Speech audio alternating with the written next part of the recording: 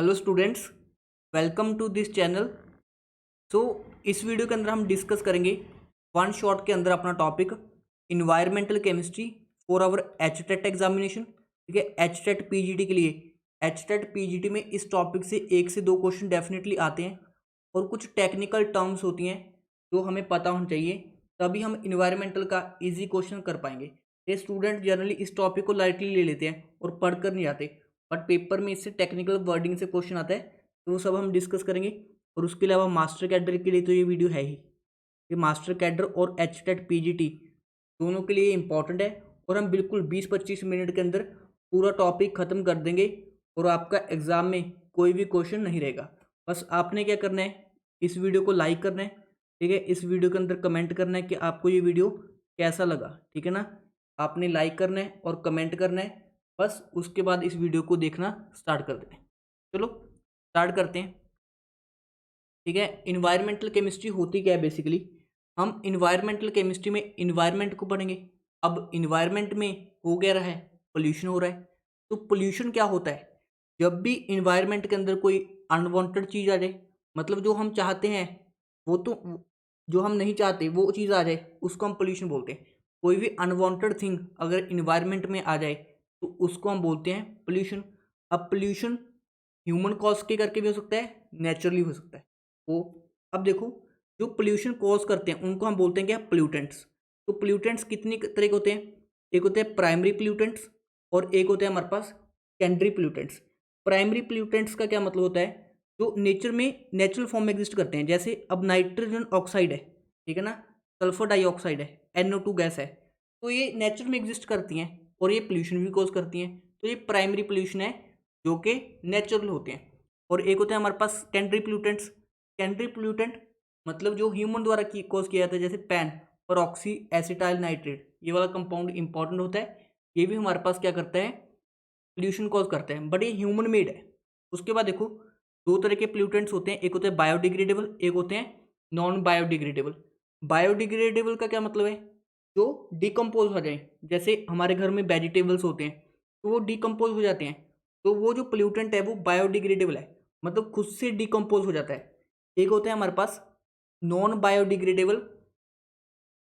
ठीक है, non biodegradable में क्या होगा, जो खुद से डिकम्पोज ना हो पाए, जैसे हैवी मेटल्स हो गए, DDT हो गया, ये न्यूक्लियर वेस्ट हो गया, ये सभी एग्जाम्पल होते हैं हमारे पास नॉन बायोडिग्रेडेबल पोल्यूटेंट्स के। उसके बाद देखो, हमारा इन्वायरमेंट है, उसमें एटमोसफियर होता है, हाइड्रोस्फीयर होता है, लिथोस्फीयर होता है, बायोस्फीयर होता है। एटमोसफियर मतलब यहाँ पे एयर प्रेजेंट होगी, हाइड्रोस्फीयर मतलब यहाँ पे वाटर प्रेजेंट होगा, लिथोस्फीयर यहाँ पे रॉक्स माउंटेन्स प्रेजेंट हो गए, बायोस्फीयर यहाँ पे लिविंग ऑर्गेनिज्म आपस में क्या करेंगे, इंटरेक्ट करेंगे। इसमें एटमोसफियर में भी कर सकते हैं, हाइड्रोस्फीयर में भी कर सकते हैं, लिथोस्फीयर में भी। बायोस्फीयर क्या होगा, यहाँ पे लिविंग ऑर्गेनिज्म आपस में इंटरेक्ट करेंगे। अब जो हमारे पास एटमोसफियर है उसकी कुछ लेयर्स होती हैं। जैसे ये एटमोसफियर है, ये सी लेवल है, तो सी लेवल से लेके 10 किलोमीटर तक का जो, जहाँ पे हम रहते हैं, इसको हम बोलते हैं क्या, ट्रोपोस्फियर। ठीक है, इसको हम क्या बोलते हैं, सी लेवल से जो 10 किलोमीटर ऊपर तक यहाँ पे हम रहते हैं, यहाँ पे हम पोल्यूशन कोज करते हैं, उसको हम बोलते हैं ट्रोपोस्फियर। और 10 किलोमीटर से लेके 50 किलोमीटर तक का जो डिस्टेंस है, इसको हम बोलते हैं क्या, स्टेटोस्फियर। अब स्टेटोस्फियर के अंदर कौन प्रेजेंट होती है, स्टेटोस्फियर के अंदर हमारी ओजोन गैस प्रेजेंट होती है, या ओजोन लेयर प्रेजेंट होती है। स्टेटोस्फियर में हमारी ओजोन लेयर क्या होती है, प्रेजेंट होती है। देखो हमारे पास ट्रोपोस्फियर होता है, स्टेटोस्फियर होता है, मेसोस्फियर होता है, थर्मोस्फियर होता है, एक्सोस्फियर होता है। बट हमें जो पढ़ना है वो या तो ट्रोपोस्फियर को पढ़ना है, 0 से 10 किलोमीटर वाले को, और या हमने पढ़ना है स्टेटोस्फियर को। उसके बाद मेसोस्फियर होता है, फिर थर्मोस्फियर होता है, फिर एक्सोस्फियर होता है। वो सब नहीं पढ़ना, हमने पढ़ना है सिर्फ ट्रोपोस्फियर और स्टेटोस्फियर को। अब जो हमारे पास ट्रोपोस्फियर है, जहाँ पे हम रहते हैं, वहाँ पे काफ़ी सारी गैसेस हैं जो पोल्यूशन कॉज करती हैं। तो जो गैसेस होती हैं, या तो वो SOx टाइप होंगी, मतलब सल्फर के ऑक्साइड होंगे, या वो नाइट्रोजन के ऑक्साइड होंगे, या कार्बन के ऑक्साइड होंगे, या हमारे पास सल्फाइड भी हो सकते हैं, या हाइड्रोकार्बन हो सकते हैं। तो ये सभी क्या है, गैसियस पोल्यूटेंट्स हैं जो हमारे ट्रोपोस्फियर में प्रेजेंट है। तो ये क्या है, गैसियस पोल्यूटेंट्स हैं जो पोल्यूशन कॉज करते हैं, जो हमारे इन्वायरमेंट में प्रेजेंट है। एक होते हैं जो डस्ट पार्टिकल्स वगैरह हो जाएंगे, डस्ट, मिस्ट, फ्यूम, स्मोक, ये सभी क्या हो जाएंगे, पार्टिकुलेट पोल्यूटेंट्स हो जाएंगे। तो जो पोल्यूटेंट्स होते हैं, एक तो गैसियस पोल्यूटेंट होते हैं और एक होते हैं पार्टिकुलेट पोल्यूटेंट्स। तो इनके एग्जाम्पल हमें पता होना चाहिए। चलो ये तो ईजी पार्ट है। उसके बाद देखो सल्फर के ऑक्साइड भी क्या करते हैं, हमारे पास पोल्यूशन कॉज करते हैं। ठीक है, आपको पता है जैसे ज्वालामुखी होता है, ज्वालामुखी फटता है तब उसके दौरान सल्फर का हमारे पास पोल्यूशन होता है, और इसकी जो हमारे पास एक्सेस अमाउंट है इससे अस्थमा हो सकता है। ठीक है, इरिटेशन टू आई हो सकता है। जैसे अगर हम पराली वगैरह को आग लगाते हैं या कहीं पे भी आग लगाते हैं तो हमारी आंखों से क्या निकलता है, पानी निकलता है, बिकॉज वहाँ से सल्फर निकलता है। ठीक है ना, प्याज होता है, प्याज से हमें आंखों से पानी निकलता है, बिकॉज प्याज में भी हमारे पास क्या होता है, ऑनियन के अंदर भी हमारे पास सल्फर होता है। तो देखो अगर SO2 की ज़्यादा कंसनट्रेशन हो जाए तो जो फ्लावर बर्ड्स होते हैं उनमें स्टिफनेस आ जाती है, मतलब वो टूट जाते हैं। अब देखो जो सल्फर डाइऑक्साइड होती है वो हमारी एसिड रेन का भी कारण होती है। देखो सल्फर ऑक्साइड ठीक है, सल्फर डाइऑक्साइड हमारे पास इन्वायरमेंट में प्रेजेंट ऑक्सीजन से रिएक्ट करके ऑक्सीडाइज हो जाता है SO3, और जब हम SO3 पानी से मिलता है तो क्या बनता है H2SO4, जो कि हमारे पास क्या है, सल्फ्यूरिक एसिड है। ये क्या है, सल्फ्यूरिक एसिड है। तो सल्फ्यूरिक एसिड के कारण हमारे पास क्या होती है, एसिड रेन होती है। तो एसिड रेन का रीजन भी क्या है हमारे पास, सल्फर के ऑक्साइड, उसके नाइट्रोजन के ऑक्साइड। देखो N2 तो हमारे पास क्या है, इनर्ट होती है जनरली, बट हाई टेम्परेचर पे ये भी टूट जाती है। तो जब नाइट्रोजन की रिएक्शन पहले ऑक्सीजन से कराते हैं, नाइट्रोजन ऑक्साइड बनता है, फिर NO की फर्दर ऑक्सीडेशन करके NO2 बनता है। अब NO2 की जब पानी से रिएक्शन करते हैं तो HNO3, जो क्या होता है, नाइट्रिक एसिड होता है, जो क्या होता है हमारे पास, नाइट्रिक एसिड होता है। तो ये भी क्या करता है हमारे पास, एसिड रेन कोज करता है, एसिड रेन। देखो जैसे हमारे व्हीकल्स होते हैं तो व्हीकल से क्या निकलता है, NO गैस निकलती है, NO2 निकलती है। अब जब रेन आती है, रेन में NO2 पानी के साथ मिलता है तो क्या बनता है हमारे पास, HNO3 बनता है, और यही किसको कॉज करता है, एसिड रेन को कॉज करता है। तो चाहे नाइट्रोजन के ऑक्साइड हो चाहे सल्फर के ऑक्साइड हो, करते क्या है, पोल्यूशन कॉज करते हैं। उसके बाद देखो इसके इफेक्ट्स क्या हैं, प्लांट लीव्स को तोड़ देता है, फोटोसिंथेसिस के प्रोसेस को स्लो कर देता है। ठीक है, रेस्पिरेटरी इलनेस हो जाता है। उसके बाद देखो जो हमारे पास हाइड्रोकार्बन्स होते हैं, देखो हमारे जो व्हीकल्स हैं उनमें पेट्रोल है, पेट्रोल क्या है, हाइड्रोकार्बन है। जब भी हाइड्रोकार्बन का कंबशन होता है तो CO2 गैस भी रिलीज होती है। ठीक है, कार्बन मोनोऑक्साइड भी रिलीज होती है। तो जब भी किसी हाइड्रोकार्बन का कंबशन होता है तो CO2 रिलीज होती है। ठीक है, CO रिलीज होती है, जो कि हमारे पास क्या होती हैं, काफ़ी कार्सोजेनिक होती हैं। ठीक है, आपको पता है हाइड्रोकार्बन्स क्या होते हैं, कार्सोजेनिक, मतलब कि कैंसर कॉज कर सकते हैं ये, तो इसलिए ये हार्मफुल है। उसके बाद देखो हमारी बॉडी के अंदर क्या होता है, हीमोग्लोबिन होता है। हमारी बॉडी के अंदर क्या होता है, हीमोग्लोबिन होता है। हीमोग्लोबिन का काम क्या होता है, हीमोग्लोबिन का काम होता है हमारे पास ऑक्सीजन का ट्रांसपोर्ट करना, ऑक्सीजन का ट्रांसपोर्ट करना from lungs to tissues, from lungs to tissues. ठीक है, लंग्स से लेके टिश्यूज तक ऑक्सीजन को ट्रांसपोर्ट कौन करता है, हीमोग्लोबिन करता है। तो हीमोग्लोबिन क्या करता है, अगर हमारे पास क्या होगा, हीमोग्लोबिन प्रेजेंट होगा, हीमोग्लोबिन होगा तो कार्बन मोनोऑक्साइड के साथ जो कॉम्प्लेक्स बनाता है वो क्या होता है, काफ़ी ज़्यादा स्टेबल होता है। ठीक है, स्टेबल होता है एज कम्पेयर टू हीमोग्लोबिन का O2 के साथ कॉम्प्लेक्स। क्या मतलब, जो हीमोग्लोबिन का कार्बन मोनोऑक्साइड से कॉम्प्लेक्स बनता है वो काफ़ी स्टेबल होता है एज कम्पेयर टू हीमोग्लोबिन का ऑक्सीजन से कॉम्प्लेक्स। तो अगर इन्वायरमेंट में CO का अमाउंट बढ़ गया तो हीमोग्लोबिन किससे कंबाइन होगा, CO से कंबाइन होगा, ऑक्सीजन से कंबाइन नहीं होगा। अगर CO से कंबाइन हो जाएगा तो ऑक्सीजन का ट्रांसपोर्ट कौन कर पाएगा, कोई नहीं कर पाएगा। तो इसी वजह से पर्सन की क्या हो जाती है, डेथ हो जाती है। तो आप लोगों ने सुना भी होगा कि कभी भी रात को अंगीठी लगाकर सोना चाहिए। ठीक है ना, उससे क्या होता है, जब भी अंगीठी में जो कोयला होता है वो बर्न होता है तो उससे क्या होता है, इनकम्प्लीट कंबशन होता है, कार्बन मोनोऑक्साइड का अमाउंट बढ़ जाता है रूम के अंदर, जिसकी वजह से हीमोग्लोबिन कार्बन मोनोऑक्साइड से कंबाइन हो जाता है। एज ए रिजल्ट पर्सन की डेथ तक भी हो सकती है। उसके बाद देखो ये मैंने आपके लिए कुछ लिख दिया है कि जितने भी प्लूटेंट्स हैं उनको मैंने एक जगह समराइज कर दिया है, कार्बन मोनोऑक्साइड, ठीक है, नाइट्रोजन के ऑक्साइड, सल्फर के ऑक्साइड, हाइड्रोकार्बन्स। ठीक है, इनका सोर्स क्या है, ठीक है, ये आपने पढ़ना है। ठीक है, इनके सोर्स और इनके इफेक्ट्स क्या हैं, ये एक बार मैंने आपको समझा दिए हैं, इनको जस्ट एक बार रिवाइज कर लोगे तो आपका काम हो जाएगा। उसके बाद देखो ग्लोबल वार्मिंग, आपको पता है जो हमारी अर्थ है, ठीक, ग्लोबल वार्मिंग है क्या बेसिकली, हमारी अर्थ में, ठीक है ना, सन की लाइट आ रही है, ठीक है, सन से क्या आ रही है, यूवी रेडिएशन आ रही है। अब अगर वो यूवी रेडिएशन अर्थ के सरफेस के बाहर ना जाए, ये सिर्फ यहीं पे आके अब्जॉर्ब हो जाए, तो अर्थ का टेम्परेचर क्या हो जाएगा, बढ़ जाएगा। तो अगर अर्थ का टेम्परेचर बढ़ जाएगा तो उसी चीज़ को हम क्या बोलते हैं, ग्लोबल वार्मिंग बोलते हैं, ठीक है, उसी चीज़ को हम क्या बोलते हैं, ग्लोबल वार्मिंग बोलते हैं। तो ग्लोबल वार्मिंग में काफ़ी सारी गैसेस इन्वॉल्व होती हैं, है ना। ग्लोबल वार्मिंग के कारण क्या होता है, ग्रीन हाउस इफेक्ट होता है, ग्लोबल वार्मिंग के कारण ग्रीन हाउस इफेक्ट होता है। तो increase in concentration of green house gases. अब ये ग्रीन हाउस गैसेस क्या होती हैं वो भी डिस्कस करेंगे, कि जिससे अर्थ का टेम्परेचर बढ़ेगा, अर्थ का टेम्परेचर बढ़ेगा तो ग्लेशियर पिघल जाएंगे, फ्लड आएंगे, ठीक है ना, लो एरियाज में। तो ये सब ग्लोबल वार्मिंग के कारण होता है। तो जो ग्रीन हाउस गैसेस होती हैं वो कौन कौन सी हैं, ये ग्रीन हाउस गैसेस, ठीक है। स्टूडेंट्स को सिर्फ किसका पता होता है, कार्बन डाइऑक्साइड का, बट आपको पता होना चाहिए कि 6 हमारे पास ग्रीन हाउस गैसेस होती हैं, कार्बन डाइऑक्साइड, मीथेन, ओजोन, ठीक है, CFC क्लोरोफ्लोरोकार्बन, ये नाइट्रस ऑक्साइड और वाटर वेपर्स, ये वाटर वेपर्स। तो ये सभी हमारे पास क्या होती हैं, ग्रीन हाउस गैसेस होती हैं, ठीक है। सल्फर का ऑक्साइड ग्रीन हाउस गैस नहीं है, ठीक है, ये ग्रीन हाउस गैस नहीं है, नॉट ग्रीन हाउस गैस, ये हमारे पास ग्रीन हाउस गैस नहीं है। अब देखो ग्रीन हाउस गैस का इफेक्ट क्या होता है, जो हमारे पास आईआर रेडिएशन है वो अर्थ के सरफेस के अंदर क्या हो जाती हैं, ट्रैप हो जाती हैं। चलो बिल्कुल सही है, आपको पॉइंट क्लियर हो चुका है।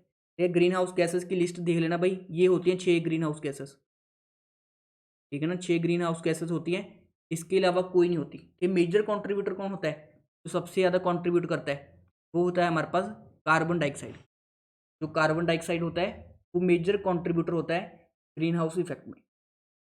उसके बाद पढ़ते हैं एसिड रेन को, ठीक है। अब देखो जो नॉर्मल रेन होती है उसकी पीएच होती है हमारे पास 5.6, नॉर्मल रेन की पीएच होती है 5.6।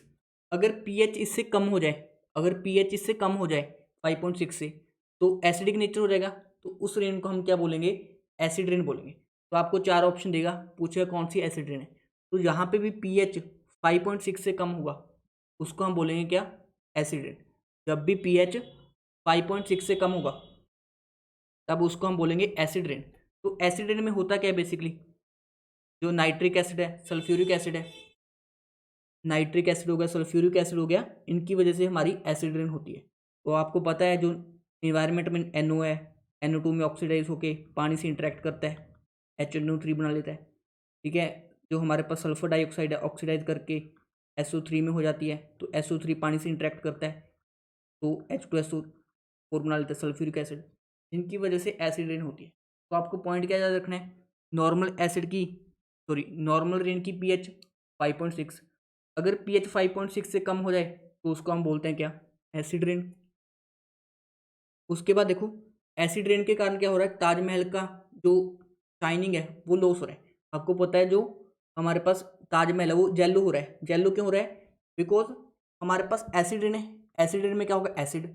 अब जो ताजमहल का पत्थर है वो कैल्शियम कार्बोनेट है, जो ताजमहल का पत्थर है वो कैल्शियम कार्बोनेट है, सामने क्या हो रही है, एसिड रेन हो रही है।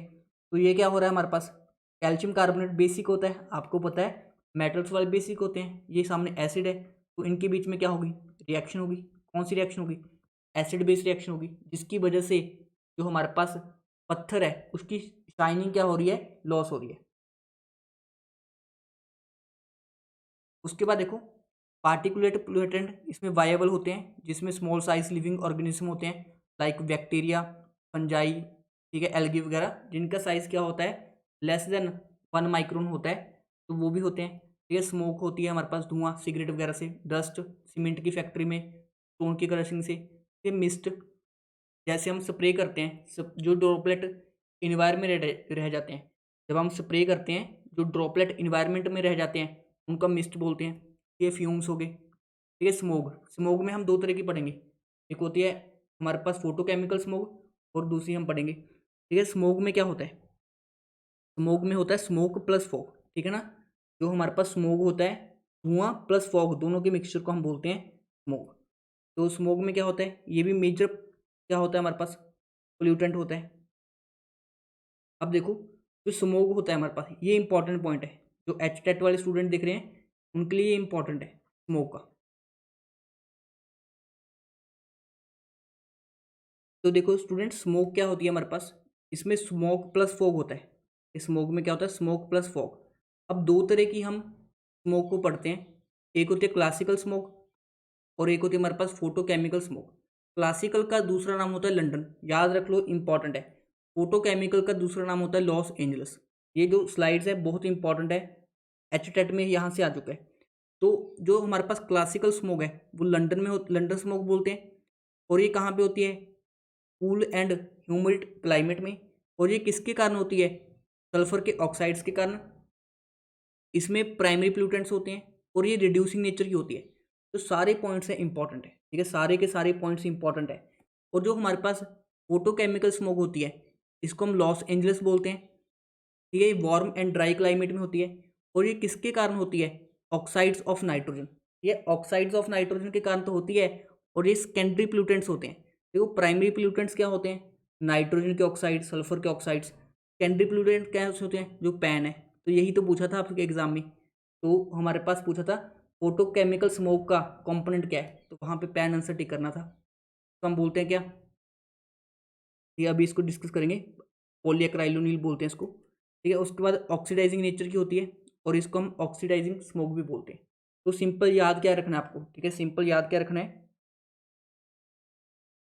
जो हमारे पास क्लासिकल स्मोक होती है वो प्राइमरी प्लूटेंट्स के कारण होती है और फोटोकेमिकल सेकेंडरी के कारण। जो फोटोकेमिकल होती है वो ऑक्सीडाइज नेचर की होती है, क्लासिकल रिड्यूसिंग नेचर की होती है। तो ये इनकी रिएक्शन समझाई हुई है आपको, ठीक है ना, कैसे ऑक्सीडाइजिंग नेचर की होती है, कैसे रिड्यूसिंग नेचर की होती है।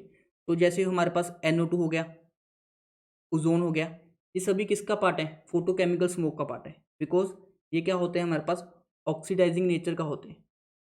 क्लियर है। तो उसके बाद आपको पैन का आइडिया होना चाहिए, ठीक है। पैन क्या होता है, पॉलीएक्राइलोनिल, ये मैंने आपको स्टार्टिंग में पढ़ाया था। ये पॉली एसिटाइल नाइट्रेट हो गया, ये पॉलीएक्राइल नाइट्रिल हो गया, ठीक है। ये सभी क्या होते हैं हमारे पास फोटोकेमिकल स्मोक के कंपोनेंट होते हैं।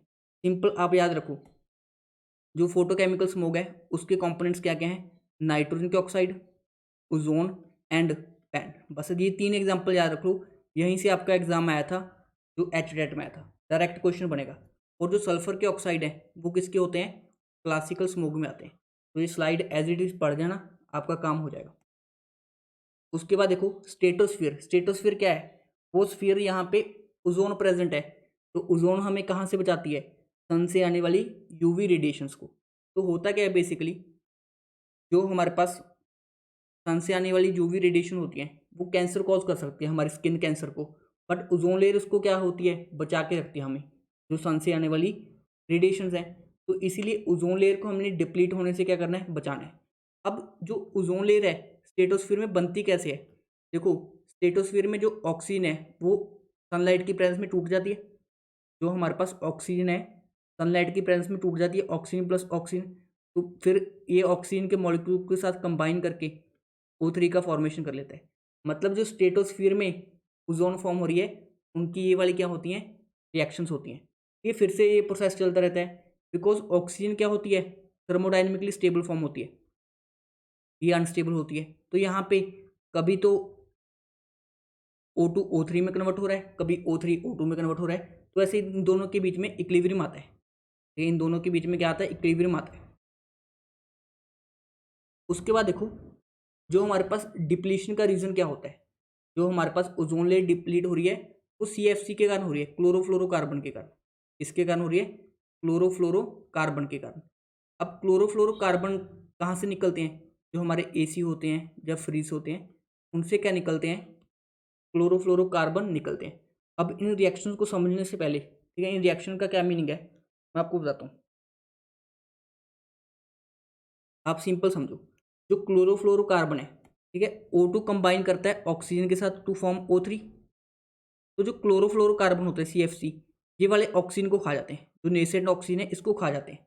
तो जो O2 है वो O3 में कन्वर्ट नहीं हो पाता। बस आपको ये ध्यान रखना है, जो CFC होते हैं क्लोरोफ्लोरोकार्बन इस वाले ऑक्सीजन को खा जाते हैं रेडिकल कंबाइन होकर, इसकी वजह से O2 O3 में कन्वर्ट नहीं हो पाता। इसलिए तो हमारे पास जो CFC होती है क्लोरोफ्लोरोकार्बन जो हमारे एसियों से निकलते हैं, फ्रिज से निकलते हैं, वो ओजोन लेयर को क्या कर रहे हैं, डिप्लीट कर रहे हैं। बस इतना पॉइंट ध्यान रखना। उसके अलावा आपको पता है अमेरिका के अंदर, ठीक है, अंटार्कटिका है, अंटार्कटिका में क्या हो रहा है, ओजोन होल हो चुका है। मतलब वहाँ पे एक ऐसा ऐसा एरिया है जहाँ पे बिल्कुल भी ओजोन लेयर नहीं है, ठीक है, सबसे कम ओजोन लेयर है, उसको हम बोलते हैं क्या, ओजोन होल। ठीक है, ये आप पढ़ लेना एक बार, इनके कॉज वगैरह और जो रिएक्शन दिए। इसके बाद देखो वाटर पोल्यूशन होता है हमारे पास, पानी के अंदर पोल्यूशन, ठीक है, किसके कारण होता है, पैथोजेंस के कारण हो सकता है।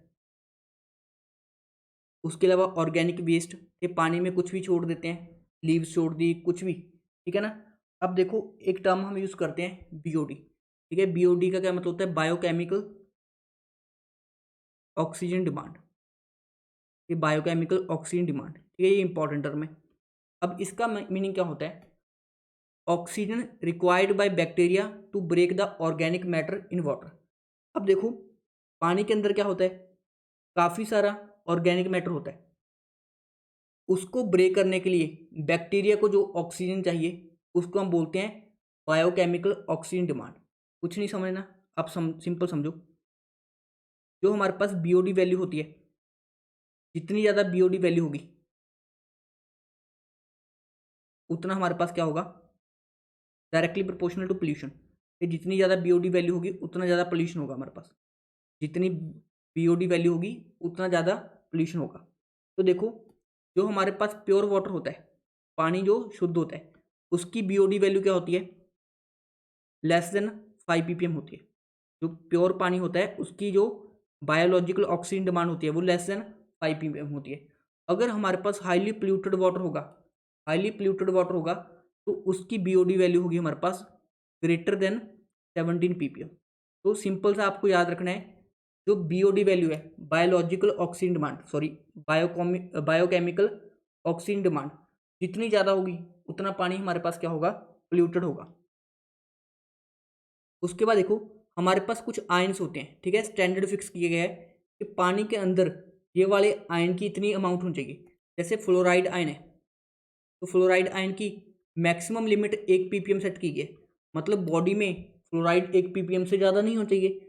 अगर सपोज करो 2 ppm हो गया फ्लोराइड, तो ये फ्लोराइड मतलब F माइनस आयन, तो यहाँ से हमारे पास हो जाएगा ब्राउन मॉटलिंग ऑफ टीथ, मतलब दांत क्या हो जाएंगे, ब्राउन से होने लग जाएंगे। अगर 10 ppm बहुत ही ज़्यादा अमाउंट हो गया फ्लोराइड का, तो जो हमारे हड्डियाँ हैं, टीथ हैं, वो टूट जाएंगे, सिंपल, ठीक है, हड्डियाँ और टीथ को क्या हो जाएगा, डैमेज हो जाएगा।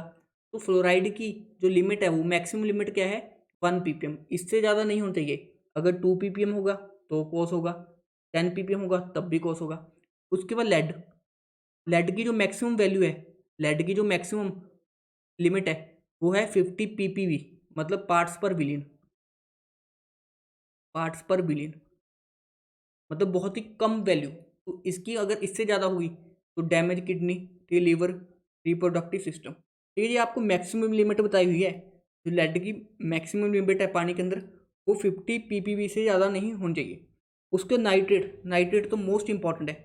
नाइट्रेट की जो मैक्सिमम लिमिट है, मैक्सिमम लिमिट है वो 50 ppm की है, मतलब 50 ppm से ज़्यादा नहीं होनी चाहिए, ये 50 ppm भी मैक्सिमम लिमिट है।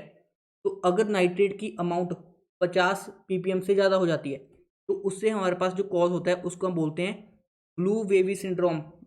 एचटेट में बहुत बार पूछ चुका है, अगर नाइट्रेट एक्सेस में होगा, नाइट्रेट एक्सेस में होगा तो हमारे पास कौन सा होता है, ब्लू बेबी सिंड्रोम। और ब्लू बेबी सिंड्रोम को ही हम क्या बोलते हैं, मैथमियोग्लोबिनिया, ठीक है ना, जो भी इसकी प्रोनाउंसिएशन है, मैथीमियोग्लोबिनीमिया, ठीक है, ये हमारे पास कॉज हो जाता है, जिसको हम ब्लू बेबी सिंड्रोम भी बोलते हैं, मैथीमोग्लोबिनीमिया, ठीक है ना, ये हमारे पास कॉज हो जाता है, जिसको हम ब्लू बेबी सिंड्रोम भी कहते हैं। इसके कारण होता है अगर हमारी बॉडी में एक्सेस ऑफ नाइट्रेट हो जाए, और नाइट्रेट की कितनी अमाउंट, 50 ppm से ज़्यादा। इंपॉर्टेंट पॉइंट है, देखो सारे ये 3-4 घंटे लगाकर आपके लिए स्लाइड्स बनाई हैं सो डैट आपको कुछ प्रोडक्टिव सेशन मिल सके। तो यहाँ पे अगर सल्फेट की बात करें SO4-2 की, तो इसकी मैक्सिमम लिमिट होती है 500 ppm। अगर इससे ज़्यादा हुई तो यहाँ पे हमारे पास लकास्टिव इफेक्ट हो सकता है। यहाँ पे कौन सा इफेक्ट हो सकता है, लकास्टिव इफेक्ट। उसके अलावा कुछ मेटल्स की रेकमेंडेड वैल्यू के इतनी होनी चाहिए, द मैक्सिमम कंसनट्रेशन, इससे ज़्यादा नहीं चाहिए, मैक्सिमम इतना हो सकता है आयरन, ये मैंगनीज, तो ये पीपीएम के अंदर आपको वैल्यूज़ गिवन है, ठीक है, थोड़ा सा डाटा है, ध्यान रख लेना।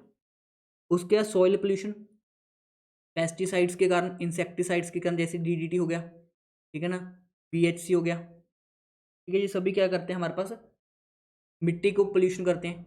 हर्बिसाइड्स हो गए, हर्बिसाइड्स की एग्जांपल याद कर लेना, ठीक है ना, तो ये एक और स्लाइड पढ़ लेना। उसके बाद पोल्यूशन को कंट्रोल करने की क्या क्या स्ट्रेटजीज हो सकती हैं ये पढ़ लेना, जैसे स्वच्छ भारत स्वच्छ भारत मिशन था मोदी जी द्वारा, उसके अलावा वेस्ट मैनेजमेंट के सारे पॉइंट्स पढ़ लेना। उसके बाद एक होती है ग्रीन केमिस्ट्री। देखो ग्रीन केमिस्ट्री का क्या पर्पज़ है, या ग्रीन केमिस्ट्री का हमारे पास क्या मकसद है। ग्रीन केमिस्ट्री का ये मतलब नहीं है कि हमने केमिकल्स का यूज़ नहीं करना, ठीक है ना, ये ग्रीन केमिस्ट्री ये नहीं कहता कि हमें केमिकल्स बंद कर देने। देखो केमिकल्स तो यूज़ करने पड़ेंगे, बट हमने ऐसे केमिकल्स यूज़ करने हैं जिनका लेस इफेक्ट हो। ग्रीन केमिस्ट्री का बेसिक पर्पज़ क्या है, हमने ऐसे केमिकल्स यूज़ करने हैं जिनका लेस इफेक्टिव हो। जैसे हमारे पास ये एग्जाम्पल लिखे हैं, ठीक है ना, ड्राई क्लीनिक क्लोथ्स, पहले हम इसको यूज़ करते थे, ठीक है ना, जो हमारे पास ये है डाईक्लोरो इथीन, सॉरी टेट्राक्लोरो इथीन है, ठीक है ना, टेट्राक्लोरो इथीन को यूज़ करते थे पहले, जो कि कार्सोजेनिक होती है। अब किसका यूज़ करते हैं, H2O2 का परऑक्साइड का यूज़ करते हैं। तो हमने ऐसा केमिकल यूज़ कर लिया जिसका लेस इम्पैक्ट था। पहले हम यूज़ करते थे कार्सोजेनिक मटीरियल, अब ड्राई क्लीनिंग के लिए हम यूज़ करते हैं H2O2। तो इसी को ग्रीन केमिस्ट्री बोलते हैं कि हमने ऐसे केमिकल का यूज़ करना है जिनका इन्वायरमेंट के और हमारी सेहत के ऊपर कम इफेक्ट हो। जैसे ब्लीचिंग ऑफ पेपर है, ठीक है ना, पेपर की हमने ब्लीचिंग करनी है, तो पहले क्लोरीन गैस को यूज़ करते थे, बट आजकल हम H2O2 को यूज़ करते हैं। सिमिलरली अगर हमने इथेनॉल का प्रेपरेशन करना है, इसको हम वैक्यूम प्रोसेस बोलते हैं, इसको हम बोलते हैं वैक्यूम प्रोसेस। तो इथीन से हम क्या बनाते हैं, फॉर्मेल्डिहाइड। तो जो कैटलिस्ट यूज़ करते हैं प्लेटिनम कॉपर वाटर, क्लियर है, उसका ये वाला एग्जाम्पल पढ़ लेना आप, है ना। तो ये वाली जो स्लाइड्स हैं आपको, ठीक है, डिस्क्रिप्शन में एक लिंक मिलेगा, वहाँ पे मिल जाएंगे, ठीक है। डिस्क्रिप्शन में क्या होगा, आपको एक लिंक मिलेगा, ये उसके अंदर ये मैं आपको पीडीएफ शेयर कर दूंगा, ये उसके अंदर मैं आपको पीडीएफ शेयर कर दूंगा। देखो ये स्लाइड बनाने में मुझे खुद 3 से 4 घंटे लगे, बट आप लोग को एज इट इज़ पढ़ लेनी है, क्योंकि हर एक इंपॉर्टेंट पॉइंट मैंने यहाँ पे कवर कर दिया। जो आपका एचटेट में आया था, मास्टर कैडर के अंदर पूछा जा सकता है, तो हर एक चीज़ को हमने यहाँ पे कवर किया है। तो आपका काम क्या है, इन स्लाइड्स को एक बार रीड कर लेना है, और आप एग्ज़ाम के अंदर डेफिनेटली जो भी क्वेश्चन आएगा आप कर पाओगे। तो इसको एक बार रीड जरूर करना आपने, और आपने इस वीडियो को लाइक करना है, तभी हम इस टाइप का कंटेंट आपके लिए लेके आएंगे। तो इस वीडियो को लाइक करना है, अपने फ्रेंड के साथ शेयर करना है, ठीक, कमेंट जरूर करना है।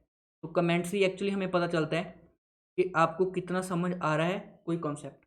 उसके अलावा अगर किसी स्टूडेंट को कोई डाउट होता है रिगार्डिंग, तो वो मेरे साथ कॉन्टैक्ट भी कर सकते हैं। उसके अलावा अगर आप कोई बैच ज्वाइन करना चाहते हो, तो आप chemistry A to Z app को डाउनलोड कर सकते हो। वहाँ पे आपको क्या मिल जाएगा, प्रॉपर वे में बैच भी मिल जाएगा। Thank you for watching this video.